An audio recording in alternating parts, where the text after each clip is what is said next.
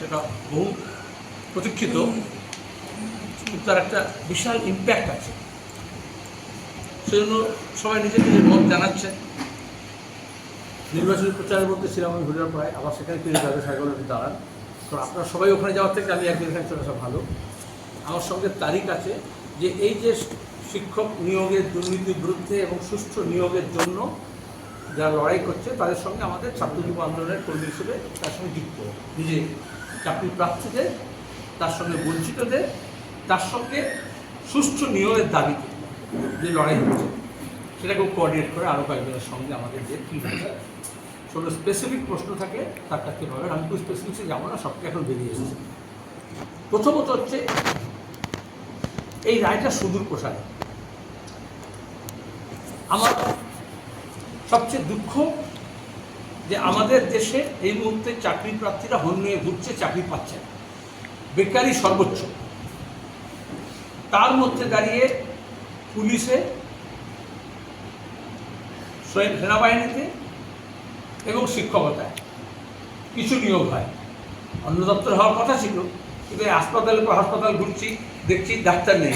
এখনই আমি এলাম আমাদের নওদা এবং হরিয়ারপাড়ার সীমানা এলাকায় একটা পোড়ো বাড়ি মতো হয়ে গেছে, যেটা আগে সচল ছিল। ইসলামপুর হাসপাতালে তাই দেখছি ডাক্তার, চিকিৎসক কর্মী কিছু নিয়োগ হচ্ছে না, যা হচ্ছে সব অ্যাডক হচ্ছে আর গ্রুপ দিয়ে কিছু হচ্ছে। এই সমস্ত নিয়োগে যে দুর্নীতি হচ্ছে এটার বিরুদ্ধে একটা আন্দোলন এ রাজ্যে, বামপন্থীদের নেতৃত্বে জোরদার আন্দোলন, লড়াই।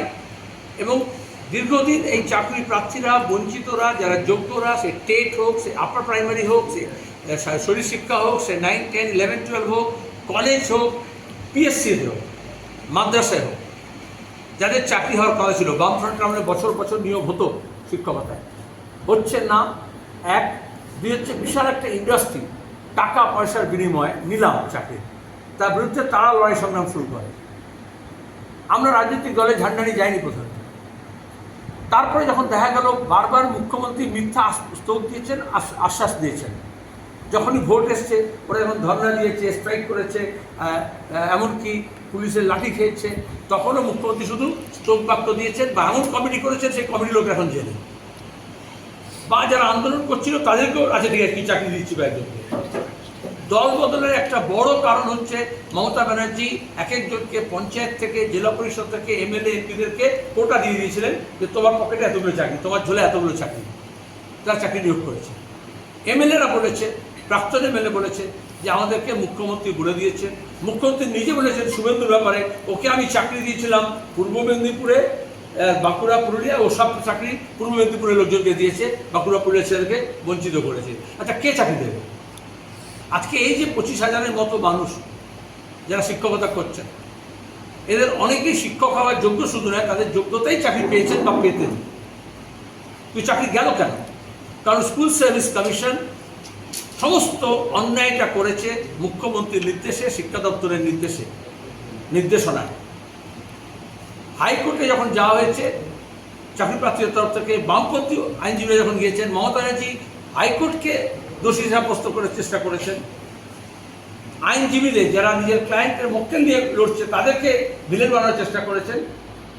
আজকের রায়ে প্রথম কথা হয়েছে এইসব মামলা সুযোগে নিয়োগ বন্ধ করা যাবে না, অথচ মুখ্যমন্ত্রী বছর পর বছর এমএসসি এবং এসএসসি নিয়োগ বন্ধ শুরু করেনি। এমএসসি তো তুলে দিয়েছেন মাদ্রাসা সার্ভিস কমিশন। তাহলে কেন নিয়োগ বন্ধ আছে তার উত্তর আজকে মামলা পাওয়া গেছে। সরকার চায়নি। কেন চায়নি? কারণ সরকার যা নিয়োগ করেছে দুর্নীতির সঙ্গে যুক্ত করে করেছে, টাকা পয়সার বিনিময়ে চাকরি দিয়েছে। এই জন্য যদি দুর্নীতি না করতে পারে, যেহেতু আন্দোলন চলছে, বাইরে চোর ধরো, জেল ভরো, যেহেতু যারা চাকরি প্রার্থী তারা আন্দোলন করছে, সংগ্রাম করছে, যেহেতু আদালতের নির্দেশে তদন্ত হচ্ছে, সিবিআই তদন্ত করছে। আপনার এখানকার একজন এমএলএ আপনি জানেন, সেই ফোন জলে ডুবে গেছিল না, তারপরে এমপি স্ট্রোক হয়ে গিয়েছিল।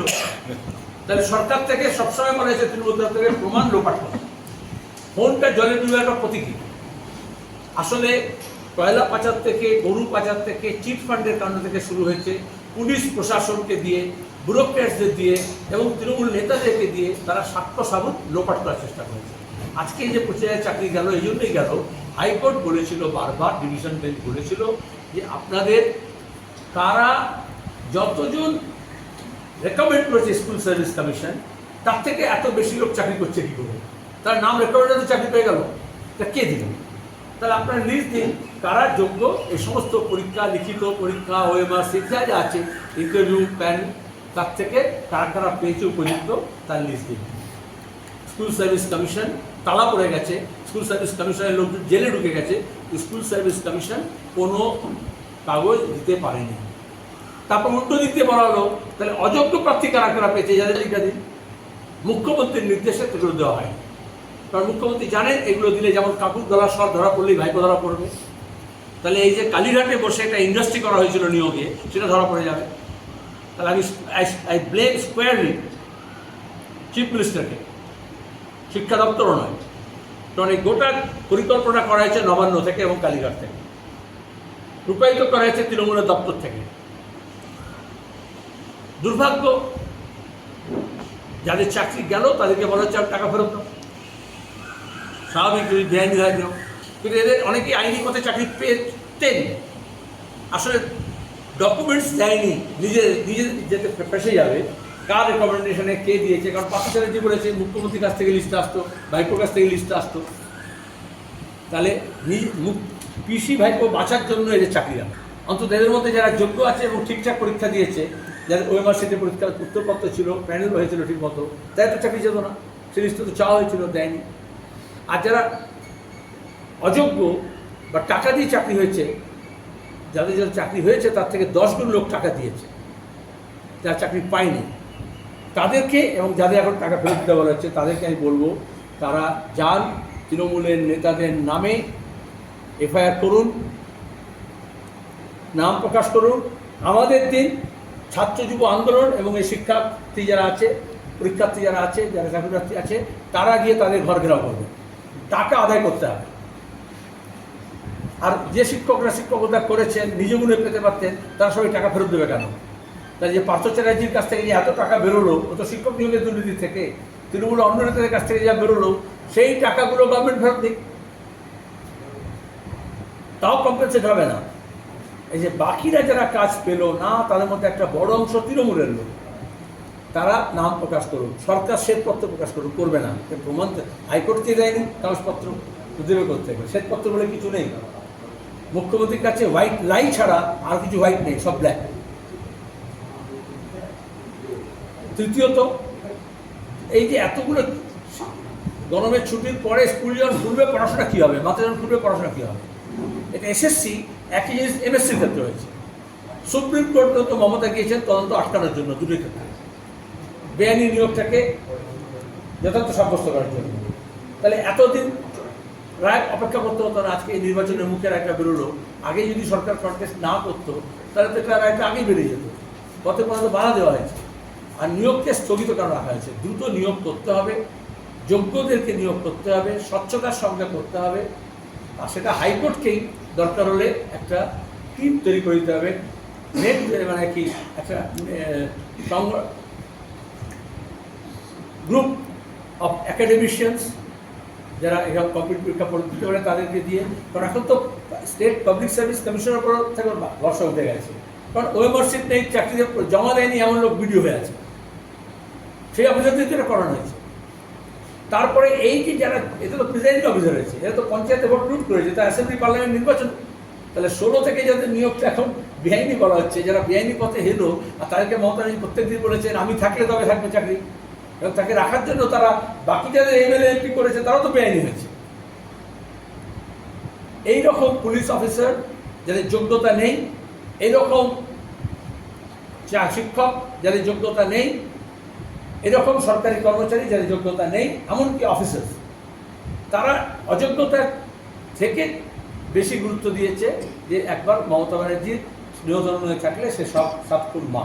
তাদের কাছে এই বার্তা আজকে যাওয়া উচিত স্পষ্ট, কেউ বাঁচাতে পারবেন না, মমতা ব্যানার্জি বাঁচাতে পারবেন না। সুতরাং এই বাংলার শিক্ষাকে রক্ষা করতে হবে, শিক্ষা প্রতিষ্ঠানকে রক্ষা করতে হবে, দ্রুত নিয়মিত নিয়োগ চালু করতে হবে। আর তা নাহলে দেখেছেন আজকে সোশ্যাল মিডিয়া ভাইরাল হয়েছিল সকালে যে বিনা পয়সায় পড়াবেন কে 11-12 চালু হয়েছে, পাড়া যারা শিক্ষক মানুষ আছেন, দুদিন আগে 300 টাকা বীরভূম, এটা এরকম। তাহলে কোথায় গিয়েছে শিক্ষকতার জায়গা, শিক্ষকদের মান মর্যাদার জায়গা? আমি সমস্ত শিক্ষকদের কাছে ক্ষমা প্রার্থী, কারণ মমতা ব্যানার্জিকে, শিক্ষামন্ত্রীকে, রাজ্য সরকারকে, এসএসসিকে, পিএসসিকে, সিএসসিকে সমালোচনা করতে গিয়ে অনেকেই শিক্ষকদের সম্পর্কে একটা ধ্যান ধারণা এরকম হয়েছে যে বোধহয় তারাই সব এরকমভাবে করেছেন। বেশিরভাগ না, তারা সম্মান নিয়ে কাজ করছেন, অনেক কষ্টের মধ্যে কাজ করছেন, এবং এই 24 সালের মধ্যে অনেকেই যোগ্য আছে।